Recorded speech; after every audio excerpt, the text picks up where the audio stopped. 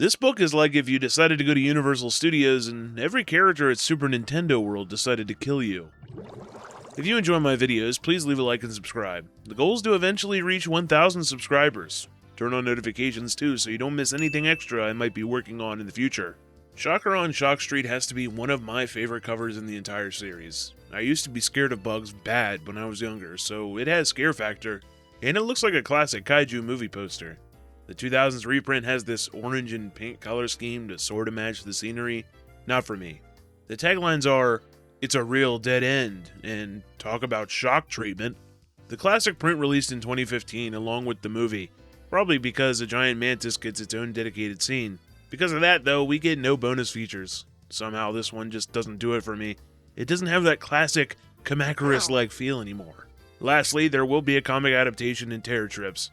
Jamie Tillakson has some amazing art in here, so I'll be sure to include some images with the summary. I also have to apologize to Dean Haspiel and all the gnome heads out there because I just completely neglected the Lawn Gnomes comic adaptation, so please, have a panel of said gnomes as my pitiful apology. This book features Erin and her best friend Marty. They're in some sort of dark room and Marty's getting super scared. Erin really likes when he gets scared because she's usually the wimp in their friendship. A fence appears in a dim light ahead saying, "Danger, keep out." Then scraping sounds. Claws. There's nowhere to go, and then it appears. The head of a wolf. The body of a giant crab. The kids yell, "No!" Multiple voices tell the kids to shut up. It seems we're actually in a movie theater and the kids are watching a scary movie. They also mention the wolf crab grabbing a kid on the tricycle and snapping him in two, which makes everybody laugh. You don't see that much anymore. Apparently, this horror comedy balancing act is a staple of the Shock Street film franchise. Even the end of the movie is silly. The police boil the wolf crab and serve him to the whole town. What a good ending! Everybody seems to love the movie, and the kids relish the fact that they were the first kids to ever see it. Their dad works in the industry and got the kids access to an early screening. They both argue about the special effects and who is more scared than the other, but then, what if they're real? Then the wolf crab grabs Erin! In actuality, though, that was just a guy in a costume. He apologizes for giving Erin a heart attack, and Marty laughs at her. A sign on the wall says, "You can play the CD-ROM game based on the movie." Was this a nod towards the Horrorland game coming out soon after this book? And we don't talk about the other one. In any case, the kids ride up to Dad's office, and Erin spends time glazing him. He's basically the William Afton of this universe, a genius roboticist with seemingly unlimited funding, though in this he makes theme parks instead of restaurants, and potentially less killing of children? He also looks nothing like Erin, and the kids both look like twins despite being unrelated. Keep those details in mind. He says, "Erin, I have very bad news." Gotcha! Back in my day, we had the classic Goosebumps shoulder grab. Now it's all about the joking fake out. So there's actually good news, which is that the tramcar tour of Shocker Studios is opening soon, and he wants the kids to be the first 2 people to ever ride it, and give some feedback. It's a scary tour where you get to see all the franchise's monsters and even slowly move through Shock Street, the famous street where every movie takes place. Erin asks if Mom can come too, but Dad then asks if she's feeling okay. What's wrong? Dad just puts his arm around her and says maybe they'll have more fun if it's just them two. Erin's like, yeah, I guess. Weird. So the next day, Dad drives the kids to Shocker Studios, and Hollywood is clad in this scary fog today. Dad points out everything around the studio, and Marty's so wired and annoying he asks 4 billion questions and whines about the fact they have to stay on the tram car no matter what. There also may be a few bugs in the program. Great. A woman in a black suit is sitting in the front car. Her name is Linda, and she'll be their tour guide. She opens a suitcase to give both kids a Shocker stun ray blaster, which can freeze a monster from 20 feet away. Only used for emergencies, haha, just a toy, right? But then Linda stumbles, pulls the trigger on accident, and she freezes. Yes, another fake-out joke. The first shock on the Shocker tour, she says, and it works really well on the kids at least. Also, she isn't coming with them on the ride. Here we go! First step is the Haunted House of Horror. Standard scary ride stuff. They sort of stop in front of the porch and screams and banging objects play around them. I won't mention it too much, but Marty constantly complains about the ride. Tries to act like a cool kid that never gets scared like Luke in Horrorland, but even worse. The ride finally moves inside the house, through the kitchen, and then the living room, until all the lights go out and a voice booms, "Welcome to my humble home."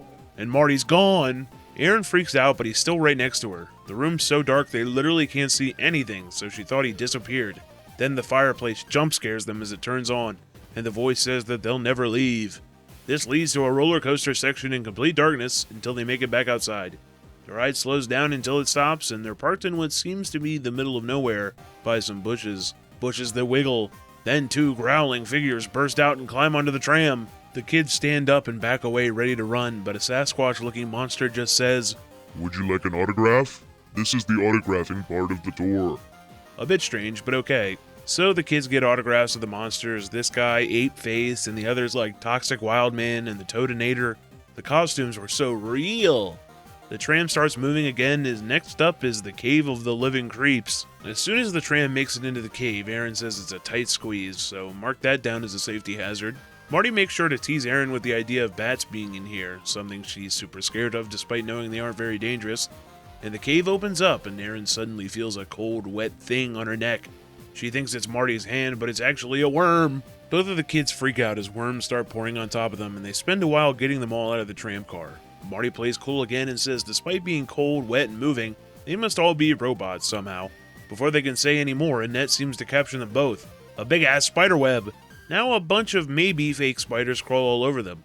When that's over, Marty tries to say they have to be puppets or something, but then when Aaron says they must be real, he's like, cool! There's no stopping this kid. The cave section still isn't over, and they reach an area with a green light and the sound of dripping water. The tram completely stops at a wall and doesn't move for minutes. After a while, Aaron looks around the tram to see that Marty's gone. A scraping sound scares her, and she looks down to see Marty on the cave floor. Let me cut to the chase and tell you Marty eventually convinces Aaron to leave the tram and look for an emergency exit. He starts walking backwards, waiting for Aaron to catch up, but something's coming behind him. Aaron manages to point, and so he spins around and sees something silver, so enormous it almost seems like a steel crane. Those metal limbs are actually legs, and it has two round black eyes and antennae. It also has a tongue? Well, that's new. The creature slowly moves forward, and it's much smaller than the cover would make you assume, only about 12 feet tall. As you could guess, this is the giant metal mantis, and Marty initially laughs, saying it must be just programmed to walk up to the tram. After this long? Yeah, right. The mantis then does some weird grasshopper-like stridulation, which seems to call another mantis out from behind a rock. Both of their weird tongues drip saliva, and they block the kids from returning to the tram. Then even more show up. One of the mantises, manti, shoots a black glob out of its mouth right onto Marty's shoe. It works like a sort of hot glue, and the kids have no idea what to do. Aaron suggests those guns, but they're only toys. Aaron then says, wait a minute, to kill bugs, you step on them. Somehow that works. They stomp on as much of their feet as they can, and this makes the mantises either flip over and act dead or run away. The kids are free to run as the unstumped ones chase after them. They find a narrow opening in the cave wall and squeeze through just in time to make it out. Except, not Marty. They're eating me! Alright, we gotta quit it with these joking fake-out cliffhangers. Aaron thinks this place is really dangerous, despite Marty thinking it's all movie magic, and Aaron knowing her dad is a mechanical genius. In the distance, under a large hill, is the road back to the beginning, but for now, Marty runs through the grass onto the street ahead. Not just any street, though. Shock Street. I mean, it's a street, what do you want me to say? It's got a fake general store, random houses, a mansion where the Mad Mangler hung out in one of the movies.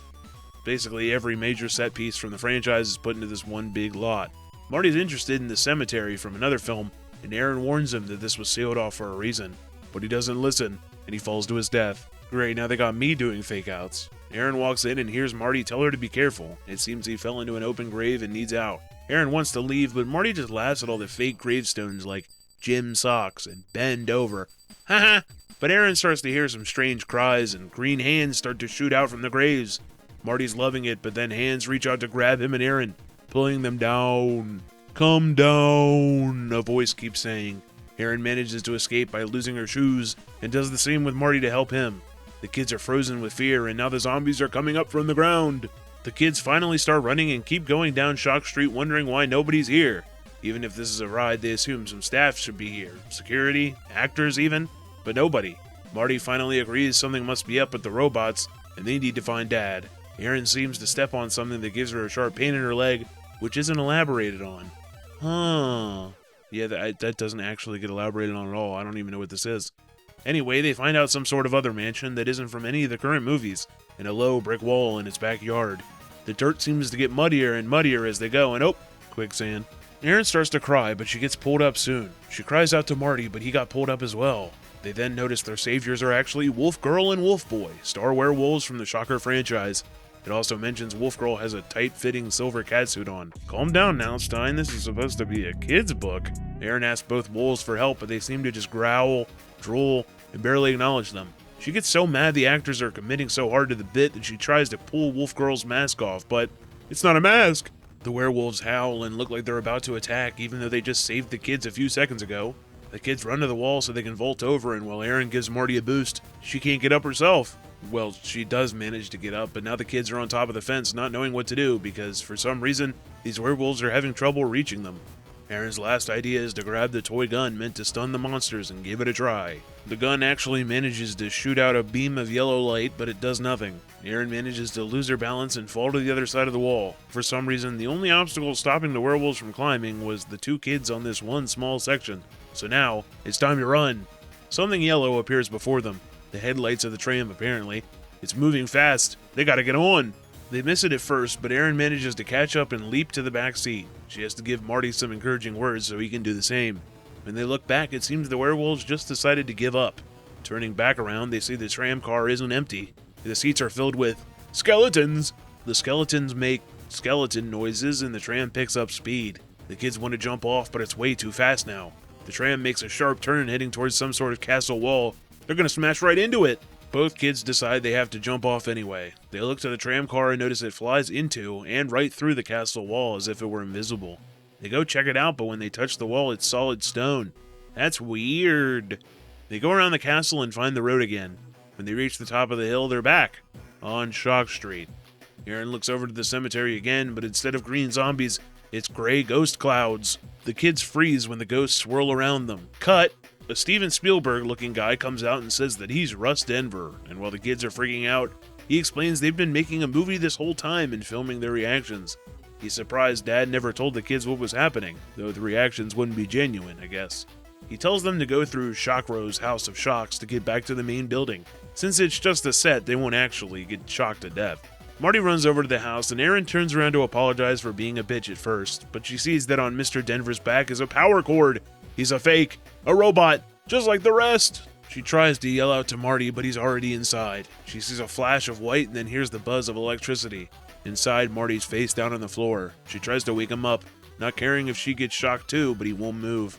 Then she feels it. She's not alone. She spins around to see Dad. He's frowning and not saying anything, clad in darkness. She says the ride's awful and Marty needs help. Dad moves forward into the light and Erin realizes it's not him. Who are you? Help me! Help me! Jared Curtis, an engineer, approaches Mr. Wright asking what happened. He says these kid robots are having programming issues. Erin didn't recognize him as her father just now and Marty short-circuited. He should have known yesterday when Erin asked about her mother despite not having one. Oh well, just some reprogramming and then have them test out the tour again. This book has a great double twist. My one main issue is the reliance on that fake-out joke twist, but other than that, it's solid. Once the tour starts, it's continuous action. The mantises, the werewolves, the zombies, one after another. The double twist is pulled off perfectly. When the movie director shows up, you almost want to slap yourself for not seeing something so obvious. But then when it's subverted, they actually almost make you think a kid died for once in these books, only to show you they were robots. And the clues were there too, like the kids not looking anything like Dad or the comments about having a mother. Those giant mantises also probably had to come from one of two places. Either the 57 movie The Deadly Mantis or the 67 film Son of Godzilla, where everyone's favorite giant mantis Kamacuras first appeared. I'm going to assume it was the former, or both. Stein's inspirations tend to be American, to be honest. But can the episode, with its limited budget, really handle all the cool stuff from the book? Let's see. The episode starts in Dad's studio, filled with a bunch of Goosebumps props from episodes like The Haunted Mask and Calling All Creeps. They try to mess with this werewolf until they realize it's alive. But it's just a robot, kids. Also, I know Marty's supposed to be acting like a cool kid, but it looks like he's pissed off that Erin put him in the friend zone. He just about scared my friend to death. Mr. Wright shows off the Toadinator, which is one of the creeps. He also bans them from ever going into this multicolored room. Just like the book, the premise is the same. First kid's ever to ride the tour, she mentions Mom, and he gets mad. Whoa, jump cut right to the ride. Linda never shows up, and he just says to use the laser guns with no joke explanation of them working or not. The ride is, I don't know, a ride, what do you want me to say? They get grabbed by some hands, nearly get burned to death, watch a guy get electrocuted, hear some scarecrows. The Tunnel of Doom has a haunted mask. It all moves pretty quickly, until they stop moving. They actually get a warning when they try to leave the tram, but they don't care. I can't believe we're stranded here on this stupid ride. Can anyone hear me? A bunch of bats just fall on them for the hell of it, and oh my god, the Toadinator! They immediately mag dump his ass until he leaves, and there's an exit. Wow. Whoa, look at Shock Street. This place is cool. Everyone's favorite town staples like mushrooms on the streets and shit. There's a house that leads to hell itself, and a house that leads to the Heart of the Storm itself. Marty wants to go to the arcade, which has an elevator leading right to the acid pits of the toxic creep. Marty gets shocked by an electric fence, but unlike what you'd expect, he isn't short-circuited at all. They run into a piranha person on the way out, and they sure do look scared, huh? I mean, look at Marty just whip out the toolie. Aaron manages to rip this thing's head off as it chases them, and they squeeze into an elevator. We actually get a whole dedicated scene to Mr. Wright and his 4 weirdly identical technicians. Back on Shock Street, Mr. Wright pulls up with his controller, and Marty immediately wants to scrap. But I guess he just has a switch on him that turns him off. Aaron says that he's evil, and there she goes. Wow, that power unit is huge. How did the kids never notice this shit? Also, am I led to believe this guy built 4 identical blonde-assisted robots for his park? This guy is a freak! It's not over yet, though. Mr. Wright is back in the lab making Aaron and Marty too, but then, withered Aaron and Marty actually wake up to take revenge. Everything wants to live. Even robots. Why did it end so abruptly? That new twist is probably the best part of the episode, now subverting even the people who read the book. But let's be honest, this doesn't hold a candle to the book. I'm glad they were able to recycle a lot of props, but no werewolves, no cemetery, no mantises. Come on, that's the best part. I really wish we could have at least gotten that, but we just got a meh episode. And the potential of some kind of robot uprising, who knows. But did that episode convince you to never turn your back on Mickey Mouse at Disney World? Even if it didn't, be careful because in 2 weeks, it's the return of the Haunted Mask.